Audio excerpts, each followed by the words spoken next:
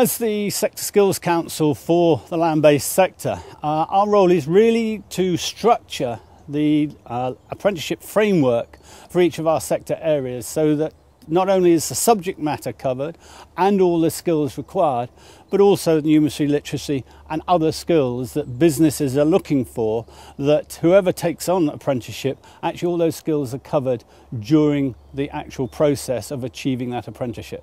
My name is Liz Ensor and I'm head gardener here at Shenley Park, with a very small team to manage a walled garden, an orchard, meadow and woodland walks.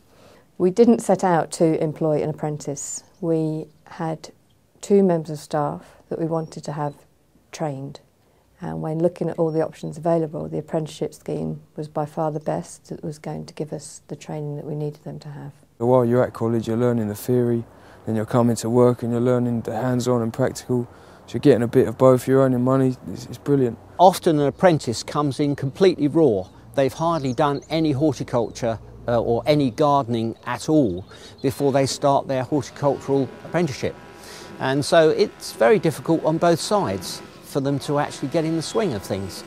But with the college training 1 day a week, both theory and practical, and their experience within the workplace, and people like myself as assessors coming out to see them, that all links together as one big jigsaw puzzle to actually get them interested and get them enthusiastic in horticulture. Some employers may be fearful that they send their employee on an apprenticeship training scheme. They become fully qualified and then leave them. But I don't think this is the case. I think you are rewarded by a certain amount of loyalty. We have certainly experienced that with one of our apprentices. He completed the level 2 and has stayed with us. And after a couple of years, he's showing so much promise that we can see that he definitely has some management potential there. And a mutual decision, he has gone on to do the level 3 apprenticeship scheme. Level 3 it's got a lot to do with management side of work, and just generally it just goes into a lot more detail. When I get up in the mornings to go to work, I'm always quite happy to knowing that I'm coming to work and I know what I'm doing. From a personal point of view, the apprenticeship scheme offered flexibility and a relaxed approach to learning. This was particularly good from one of our employees, Amy. She didn't appreciate going to school, she didn't like school much and didn't like the whole system. She very much enjoyed going to college 1 day a week. She thrived on it. She learnt stuff that was relevant to the workplace, and she completed the course quickly and is now fully trained horticulturist. After I finished my course, they just kept me on.